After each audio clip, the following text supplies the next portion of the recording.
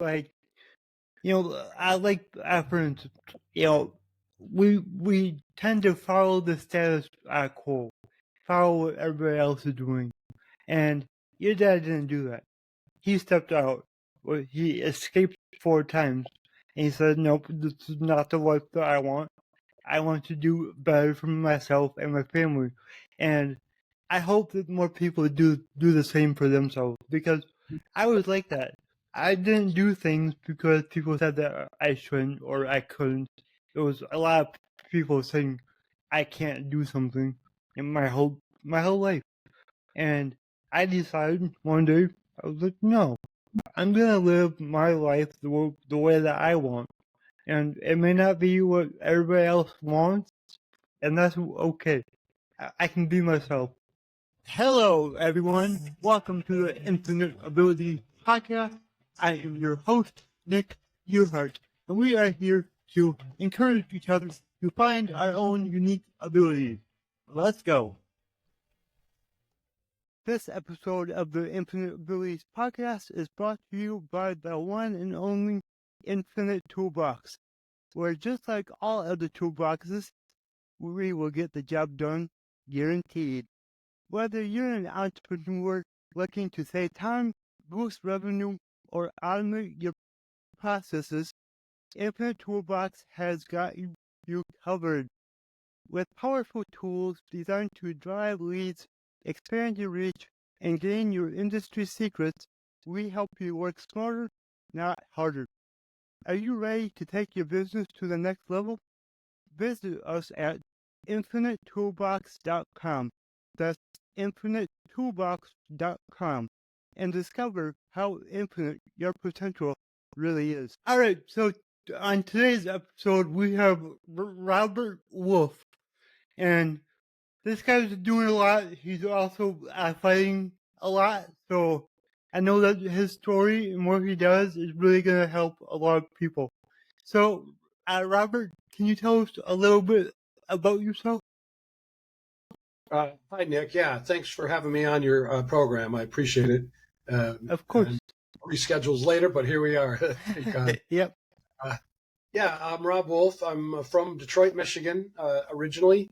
I was raised in a suburb of Detroit called Mount Clemens.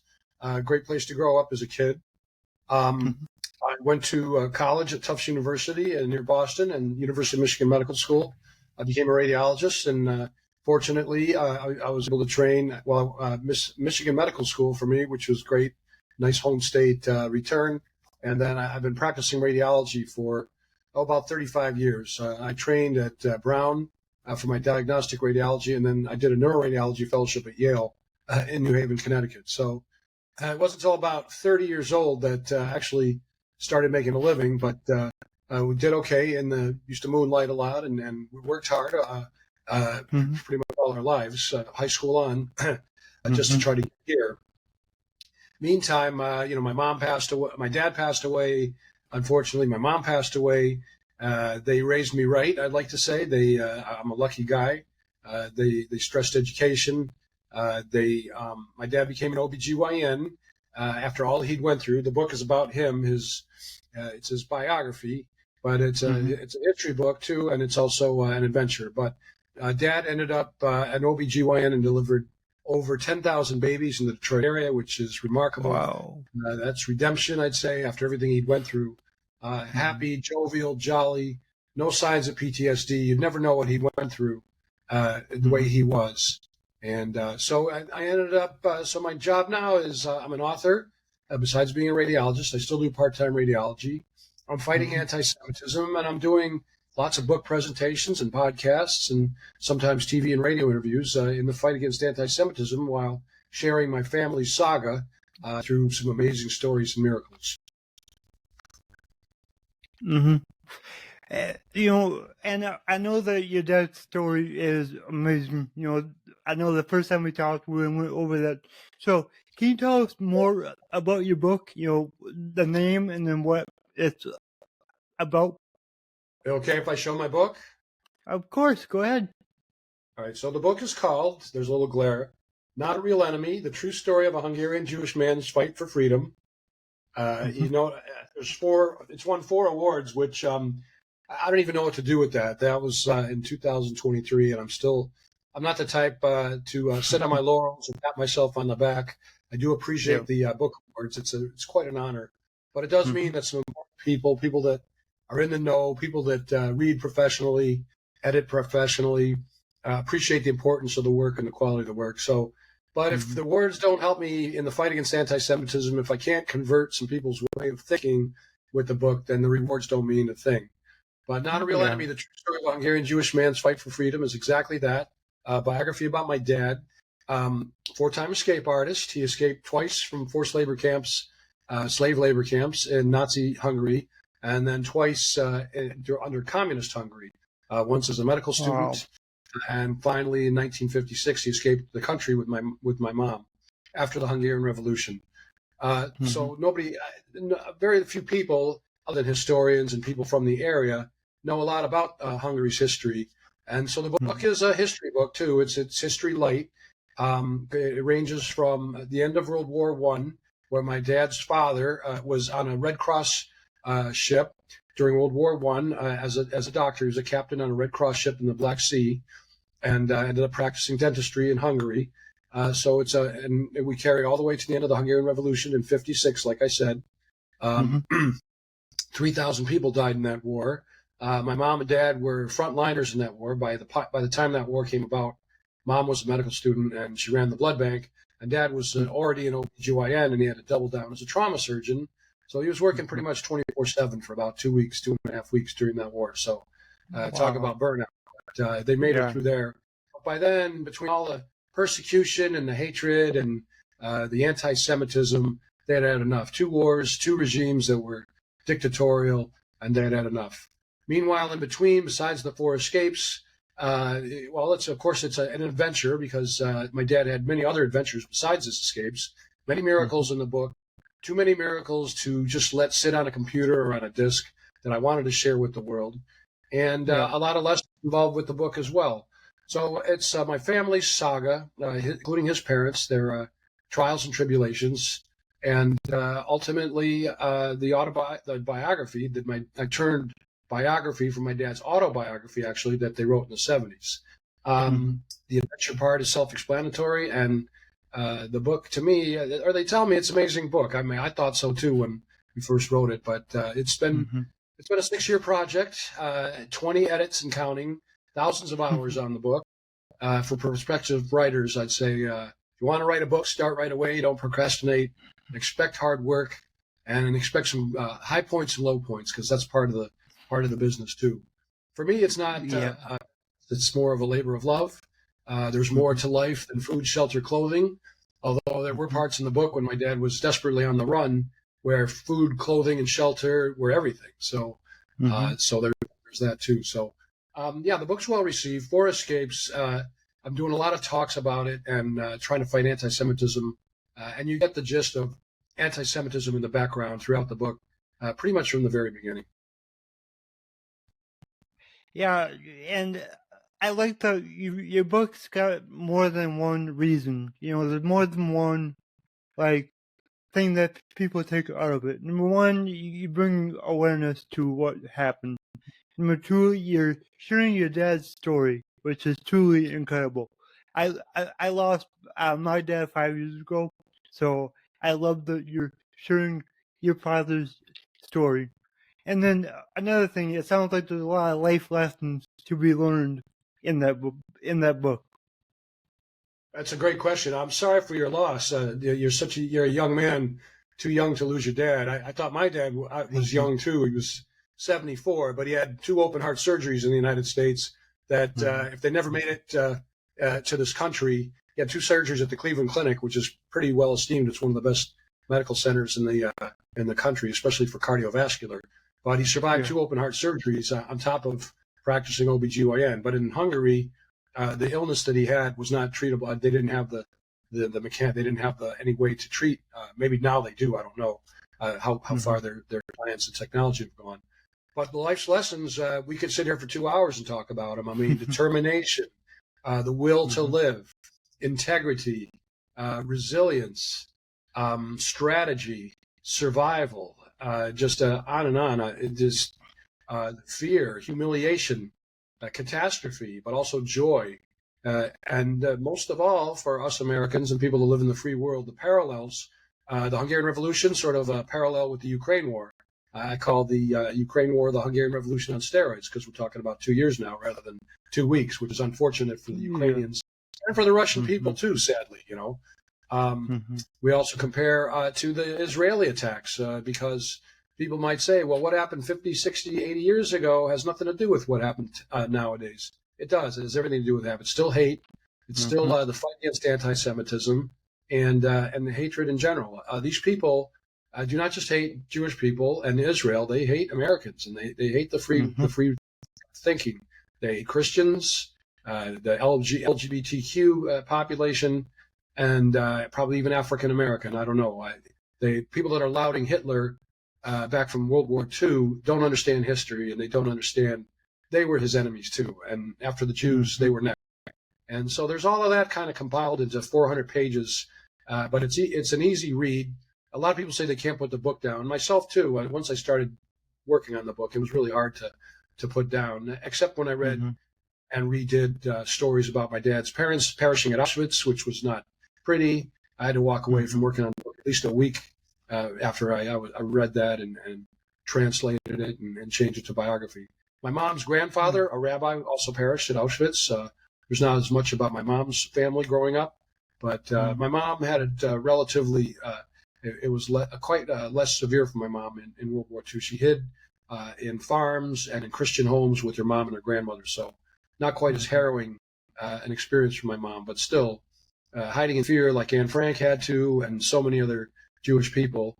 And the fear of Christians who helped hide them too. They were putting their lives at risk, their well-being, big time. So, and it's the same under the communists, the people that helped my parents escape from communist Hungary, the same thing. So there are great stories of some philanthropy, of people that are helping each other out. So there's hatred, but there's love, and it's all mixed in, and it's like good cop, bad cop, friend versus enemy, really. And that's another thing. Twists and turns are in the book. People that you think would be your friends turn out to be your enemies. People that you thought would be your enemies turn out to be your friends. Cloak and dagger stories. My dad arguing with armed Russian soldiers. No knives for him. No guns. No fisticuffs. Just brains and guts and intestinal fortitude, as I guess you might say. Some luck, a lot of luck, and well, I prefer to say the hand of God. In that kind of lesson. Even my dad thought God was on his side, even though he wasn't really that religious a person. Well, I feel like a lot of us, even if we're not religious, sometimes we just have those events in our lives and we're just like, all right, that had to be God, or whoever you believe in. I know I've gone through that where I wasn't very religious. I am now because of all the times that I've gotten throughout my life. It's like, I'm gonna follow God. Well, good for you. It's never too late to do the right thing. It's another lesson that I say to the kids too in radiology. There's no substitute for experience. I noticed as my mom and dad, they got older and they got a little bit more religious. The fear of God is there as you get older and you're ready to meet your maker. It's never too late to change vectors, especially if it's for good things. I think what I'm doing now is as important as practicing radiology. I'm not as compensated for it as I was as radiology. This is sort of my giving back to the Jewish religion. And maybe I will get religious over time. I'm very spiritual, and I observe some of the holidays. I'm just not as orthodox as some, but more so than others. But it's never too late to give back to the community, give back to your religion.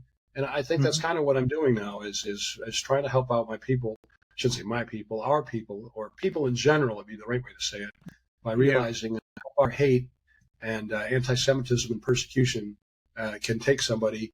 And it doesn't have to be at a prison camp, concentration camp like Auschwitz. You could be in some forced labor camp in the middle of nowhere, or downtown Budapest, or where you're hiding and you're hiding your identity. That's another humiliation, having to hide your identity. Instead of wearing those stupid the gold stars, or in my dad's case, they had to wear these gold bands on their arms to identify them as Jewish laborers, and these silly caps, unarmed and nevertheless attacked in certain circumstances. So religion is a part of it, but we don't push religion, but it is just if you believe in God and you read this book, you say, yeah, that's it certainly is possible to get help from a higher being. When you talk about split-second escapes and amazing miracles that my dad was fortunate enough to come upon. Yeah, that's amazing. And I feel like a lot of us have, we kind of go through that where we get this label on us, and we get kind of told that we have to follow it. Like, I like, for instance, we tend to follow the status quo, follow what everybody else is doing, and your dad didn't do that. He stepped out. He escaped 4 times, and he said, "Nope, this is not the life that I want. I want to do better for myself and my family." And I hope that more people do the same for themselves, because I was like that. I didn't do things because people said that I shouldn't or I couldn't. It was a lot of people saying I can't do something in my whole life. And I decided one day, I was like, no, I'm gonna live my life the way that I want. And it may not be what everybody else wants, and that's okay. I can be myself. And since I made that decision, I've been a much happier person ever since. Well, good for you. Who deserves it more? And you probably have a book yourself inside of you somewhere. I'm sure you do. We were sharing our histories, and what you've been through is amazing. And how you've overcome that, driving a car and running podcasts. I mean, I don't even know how to run a podcast. I'm usually a guest, not so tech savvy, but I couldn't say it better myself. I mean, short of breaking the law or overtly breaking religious laws, let's say, like the 10 Commandments, or the Jewish law, there's 613 commandments. Well, for me, that's kind of a lot for me, but some people observe them all. But short of disobeying the law and creating havoc, no, I think people should pursue their dreams. And if they're not happy with what's going on, then change vectors, change what you're doing, pivot. It's never too late. Yep, I agree so much. And how can people find your book? Okay, well, if you Google me or Robert J. Wolf, MD, you'll find me. I'm on social media across the board, Facebook, or Meta, as they call it now. And I've got a Facebook author page. So I'm Rob Wolf on Meta, but it's Not a Real Enemy by Robert Wolf on my Facebook author page. So if you want to follow me on Facebook, I do post a lot about the book. I don't post daily like I used to, but still 2-3 days a week at least. I've got so much content to post between podcasts and interviews and photographs and trips. I don't want to get off the subject, but I just came back from my second 2-day book signing at the United States Holocaust Museum in Washington, D.C., which is a great experience. It's really an honor and privilege to do that. That was a great way to meet people, an experience that I could do every day, given that opportunity. Obviously, it's not possible, but I'm doing whatever I can in lieu of, but that was a great. So, we talked about that on social media.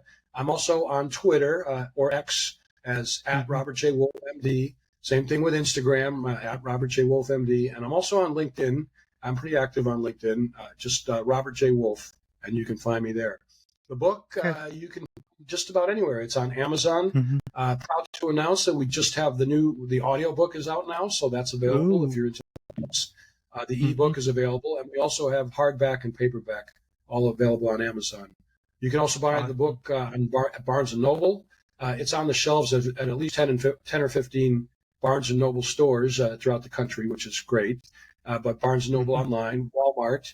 My alma mater, Tufts, it's on sale at the Tufts bookstore if you happen to be in the Boston area and the Tufts University area, beautiful campus. And then at 4 Holocaust museums, the book's available at the Holocaust Museum in D.C. We also did a presentation last year at the Illinois Holocaust Museum and Education Center, so the book's available there. the Long Island Holocaust Museum, where I have a book talk and signing coming up in March, and also the Michigan, the Zeckelman Holocaust Center in Michigan. So, and hopefully over time, more to come. So the book's easy to find. Most people get it on Amazon. You'll see the link all over the place if you. Oh, and I have a website, robertjwolfmd.com. You can find that if you want a little bit. Got a lot of videos, a lot of like podcasts and TV interviews, a lot of, and then a few videos that cover a little bit more on World War II and the Hungarian Revolution.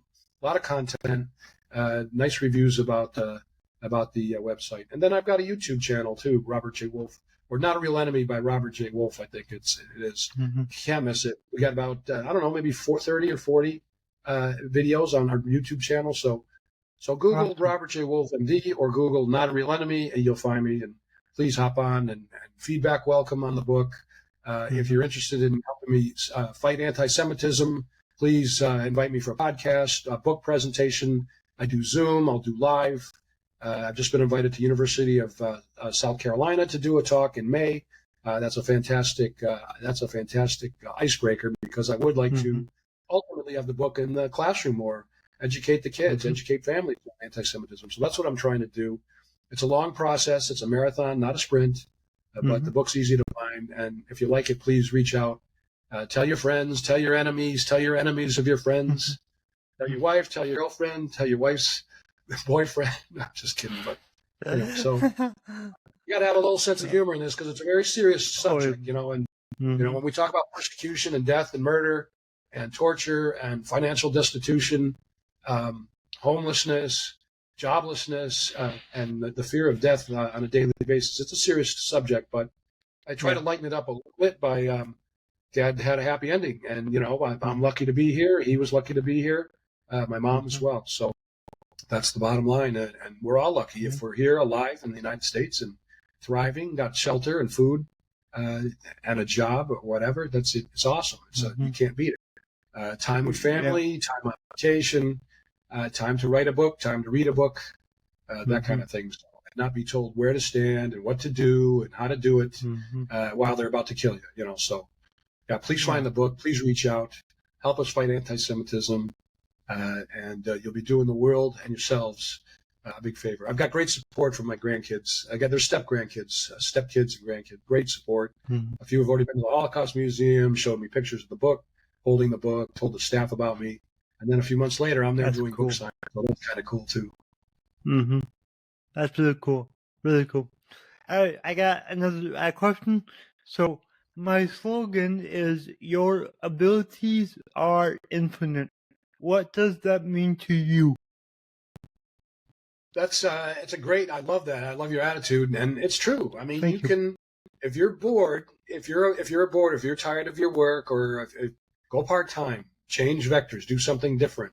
Write a book, like I said. Write a poem, write an opera, write a movie, travel, change jobs, spend more time with your family, go to sports events, go see a movie, do things that are fulfilling to your life, do things that are different. So the possibilities of being happy are definitely infinite. You don't have to suffer through what you're suffering.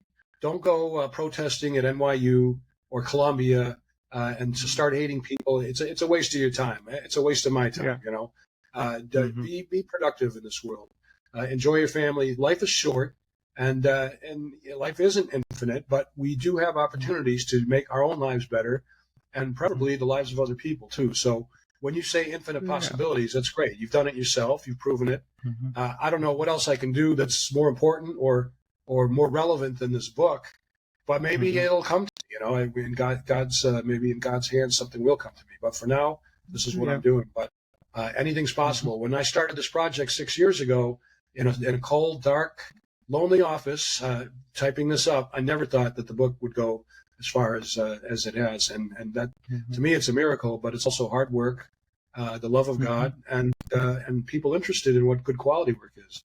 And by the way, a shout out to my co-author, Janice Harper, who's also a fellow Michigander originally. Now she's at Washington State. She did an amazing job helping me with this book, coaching, and if it weren't for her, we wouldn't be here. This book and all the other things I've been able to do with it, as well as Amsterdam Publishers, our publishing house, who took us on literally bottom of the ninth, shoestring catch, almost done to query, agents and publishers. almost going to self-publish, which there's nothing wrong with that. Many authors self-publish, but it was nice getting traditional publishers. So I never thought that.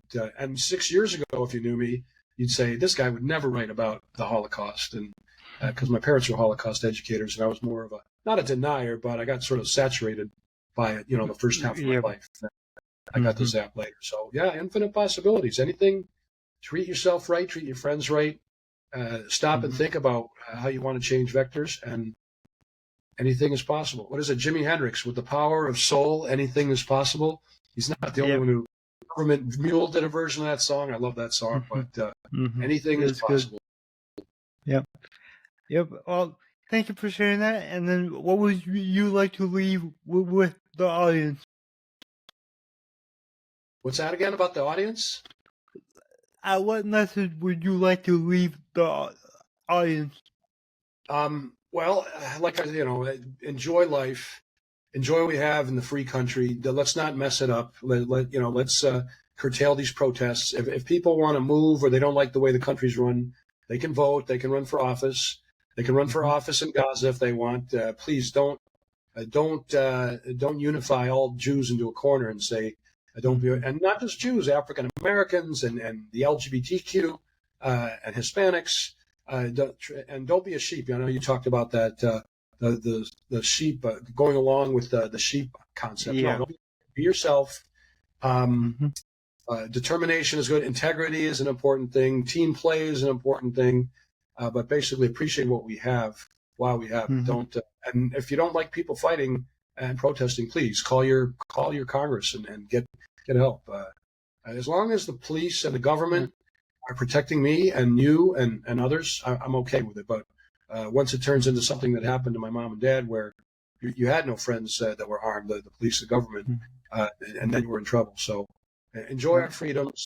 I can't say enough things about my dad is just such a role model that if you read the book, it'll change you a little bit. I think it really would. If you read the book cover to cover, it will change you, and I hope that's the case. And again, help me fight the cause, even if it's not through my book. Do it your own way. If we're not friends with each other, then we're enemies, and if we're enemies, then our societies, we know it's going to change in the next 10, 20, 30 years big time. And if you have kids and grandkids, something to consider too. So, yep, I agree. All right, Rob, this has been really great. So thank you for being on the show. Nick, thanks for having me. I appreciate it. I'm glad we got it in, and it was really a nice interview, and I appreciate your time and support. Thank you so much. Of course. If you enjoyed this show, please go ahead and share it on your Instagram story and tag me here, the Nick Yerhart.